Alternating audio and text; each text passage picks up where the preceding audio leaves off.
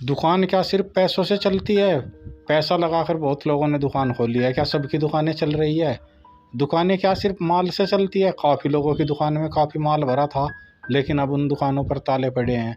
तो दुकान पैसे और माल के साथ आखिर और क्या करना पड़ता है कि दुकान चल पड़ती है? तो इसमें दुकानदार के अंदर भी कुछ खूबी होनी चाहिए, और वो खूबी कुछ ऐसी होती है। जैसे पहली खूबी, जो दुकानदार जितनी जल्दी कस्टमर से नेटवर्किंग और रिश्ता बना लेता है, उस दुकानदार की दुकान उतनी ही ज़्यादा चलती है। कुछ दुकानदार होते हैं, वे बहुत जल्दी, अरे आइए बाबूजी, आइए भैया जी, आइए शर्मा जी, अरे आइए वर्मा जी, आपके पापा कैसे हैं? वो लोगों से रिश्ता फटाफट बना लेते हैं। जितनी जल्दी रिश्ता बनता है, लोगों के साथ उनका कनेक्शन जुड़ जाता है, और उनकी दुकान पर कस्टमर दोबारा आते हैं। दोबारा आते हैं तो माल बिकता है।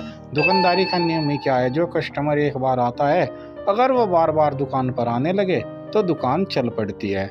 दूसरी बात, जहाँ सादे लोग दुकान पर ये लिख देते हैं कि आज नगद कल उधार, एक तेज दुकानदार ऐसा नहीं करता। उसे पता है इससे कुछ कस्टमर बुरा मान सकते हैं, वे अपनी तौहीन समझ सकते हैं। तो वो क्या करता है?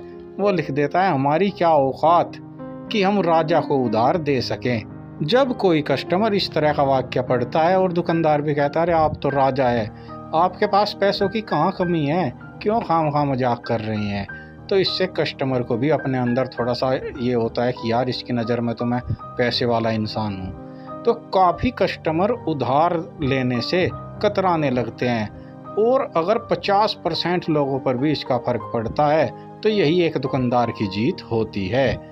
इसमें जो तीसरी बात आती है, एक तेज दुकानदार जब सामान देता है, अरे आपसे कहाँ पैसा ले रहा हूँ, आपको तो मैं रेट के रेट दे रहा हूँ, भला आपसे हम पैसा लेंगे, आप तो हमारे अपने घर के हैं। यानी कि जब सामान देता है तब मुनाफे में वो लोगों को काटता भी है। काटने का मतलब होता है अपना पूरा मुनाफा लेता है, लेकिन कस्टमर को फील कराता है कि जैसे वो उसे रेट टू रेट दे रहा है।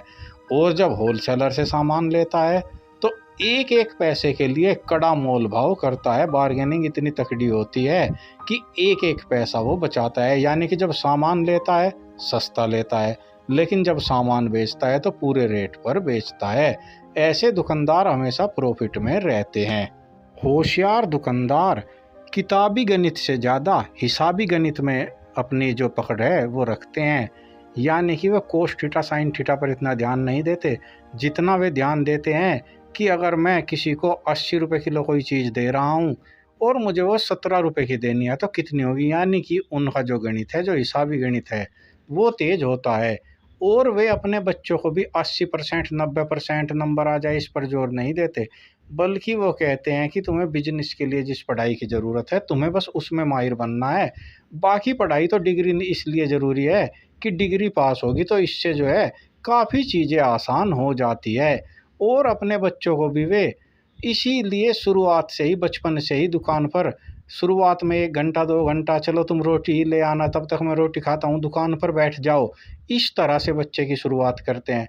फिर कहते हैं चलो मैं 1 घंटा लेट लेता हूँ, तब तक तुम दुकान पर बैठे रहो, अगर कोई कस्टमर आए मुझे बता देना, सामान मैं दे दूँगा।